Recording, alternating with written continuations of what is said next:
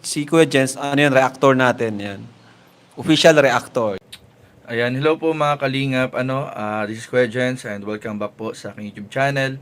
So, ngayong araw po mga kalingap, samahan niyo po ako mga kalingap na bigyan po ng reaction video yung naging pag-uwi po ni Kuya Nico sa India. Dala-dala nga po at kasama po yung ibang mga buto po ni Kuya Robin. Dahil nga po, kanina lang po mga kalingap ay meron po tayong nabalitaan din na may nangyari po pala kay Kuya Nico na nakakalungkot po mga kalingap kasi katapos pa lang nung mga nakaraang linggo na dumaan yung kanilang pamilya sa matinding pagsubok. Talagang grabe yung lungkot mga kalingap. Talagang si Kuya Nico halos walang pahinga, talagang walang tulog, halos talagang siya lahat ang kumikilos, nag-aasikaso nung yung pag-uwi niya dito, nag-aasikaso sa mga pamangkin, sa pamilya nila Kuya Robin, sa mga labi, sa mga iba pang mga kailangang asikasuhin sa embassy, at sa lahat hanggang maiuwi niya yung buto ni Kuya Robin sa pamilya nila sa India. At kanina nga mga kalingap, may post po si Kuya Nico na nakakalungkot dahil meron nga daw po siyang sakit ngayon. May sakit po ngayon si Kuya Nico. And mamaya po pag-uusapan po natin yan. Pero bago yun mga kalingap, muli natin balikan yung naging vlog upload ni Kalingap Rab na si Kuya Nico po yung nag-video, pina-upload po sa main channel ni Kalingap Rab bilang respeto din talaga. Grabe yung respeto ni Kuya Nico sa pamilya nila Kalingap Rab. So panoorin po natin, mamaya pag-usapan po natin yung update kay Kuya Nico in 542. Hello po mga kalingap. Magandang hapon po. Pwede po. Ayan po. Ayan po mga kalingap. Ready na po ako mapunta na po Manila. Mabiyahe na po ako mamaya. Tapos mga kalingap, mga paalam po din po kay Ate Pia. Para may hirap paalam na ito kasi yung gusto ko lang matira dito, parang kasama lang yung yung pumangkin ko. Pero talaga kailangan na lang uwi ako, hindi yung dalang buto. May hintay lang doon po si mama, tsaka yung si Titi Swinder, yung bata, pati yung ibang relative po. Hintay po silang Kuya Robin, yung dala ko yung buto. And po mga kalingap, tingnan mo po nung ayos po natin yung buto, lagay na po sa bag, kunin po natin. Huwag ka naman takbo sa araw, yung tingnan mo sa itim na diba? Babalik ako, magdala ko lang cellphone mo. Sige, madali lang balik-balik ako. Ay, nakalalag lang. Sige, bye-bye. Ising mo. Ising mo na. Sige na, umuwi naman Hain daw ako. cellphone ko. Sige. Dahil ko aram kung hain ang cellphone ko. Kaya Dulo na pagod na siya man. morning, Ticho. Grabe pagod. Sige na. Bye-bye. Guys. Diyan po mga kalingap. Po. Ito yung sakyan ni Kuya Rab. Yung Innova. Mabuti mo. Salamat Kuya Rab. Yung hiram mo ako. Hiram na ako yung sakyan mo. Mapayag po. Tapos yan na po si Kuya Robin dito po. Tapos yan po yung maleta. Yung dala ko, yung damit ni Kuya Robin, yung dala ko po India, yung panapot. Yung ginamit po kahit ako sa bahay lang.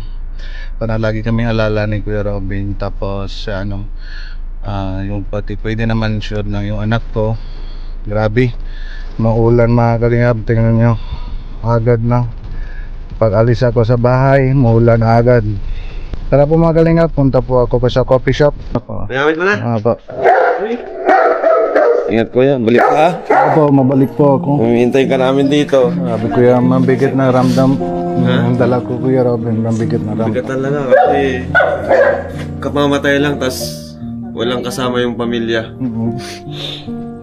Pero naghihintay din kasi yung mama ni Kuya Robin. Opo. Naghihintay din makita yung mga yung dadalhin mo doon. Yung balita. Hintay mo. Sige ba? Hindi. Ingat po. Sige po. Pakalakas ako ya, pakatatag ka. Sino kasama mo, kuya? Ikaw lang?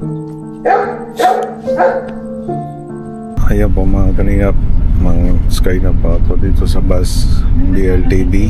Sa Bundia na po ako mababa. Ayan po may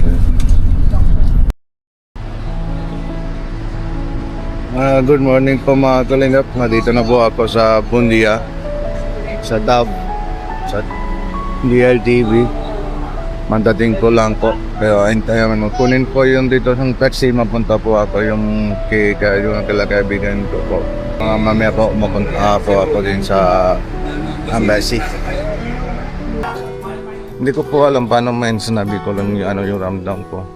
May po, matindihan din po yung kung ganito situation. Di ba po? Ayan po mga kalinga, bago po umaalis, tawag din po ako kay Ate Pia. Para kumustahan po sila. Hello? Kumusta Prabjot? Wala. Hello, Mama Harman. Pumasok dito.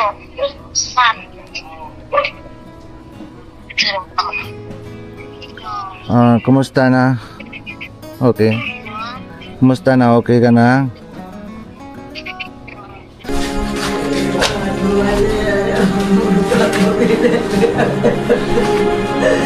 Ay, gano na gano.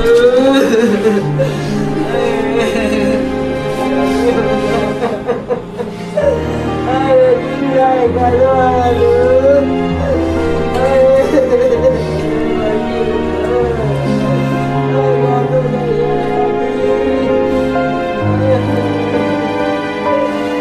Kumakalingap. Mahirap talaga yung pangpaalam ko kay si mama. Yung bigay ko lang yung buto.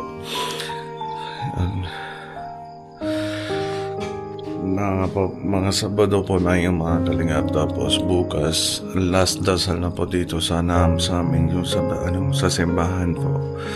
Ayun po mga kalingap.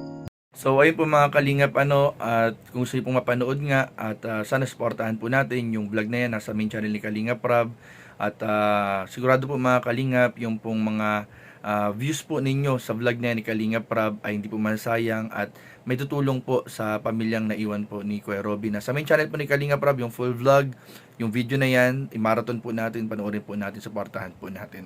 So ayun po mga kalingap at wala talaga akong masabi mga kalingap pagdating kay Kuya Nico, isang napakabait na tao, napaka modelong kapatid, talagang modelo sa lahat ng modelong anak, modelong kapatid, modelong tiyuin, brother-in-law, talagang saludo talaga ako kay Kuya Nico. Kaya kanina nalungkot nga ako mga kalingap na nakita ko po yung post ni Kuya Nico na yung caption niya parang sabi nga ay sana gumaling na siya. Sana gumaling na siya, sana mawala na yung sakit. Kasi ayun nga, parang nasa higaan si Kuya Nico kanina, nakita ko sa post niya at may doktor na nag-check up sa kanya.